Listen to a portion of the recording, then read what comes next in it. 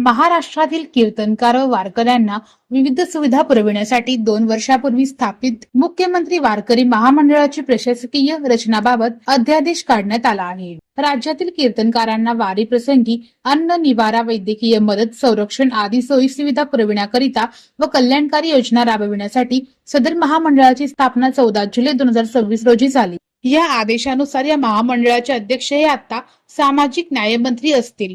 सहअध्यक्ष सांस्कृतिक कार्यमंत्री, उपाध्यक्ष सामाजिक न्याय राज्यमंत्री, व्यवस्थापकीय संचालक शासन नियुक्त असेल।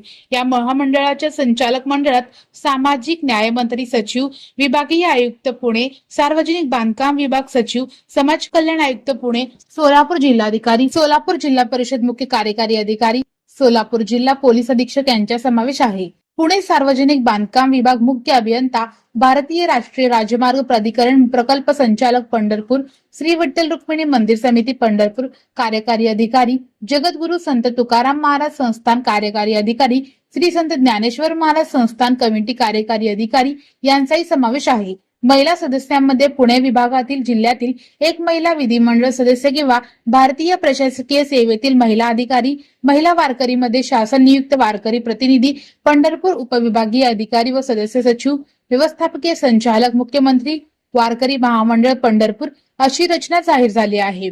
सदर महामंडळाचे भागधारक म्हणून सामाजिक न्याय व विशेष सहाय्य विभागाचे सचिव, पुणे विभागीय आयुक्त, महामंडळाचे व्यवस्थापकीय संचालक, सोलापूर जिल्हाधिकारी, सोलापूर जिल्हा परिषद मुख्य कार्यकारी अधिकारी, सार्वजनिक बांधकाम विभाग पुणे, मुख्य अभियंता व मंदिर समिती कार्यकारी अधिकारी यांची नियुक्ती करण्यात आली आहे।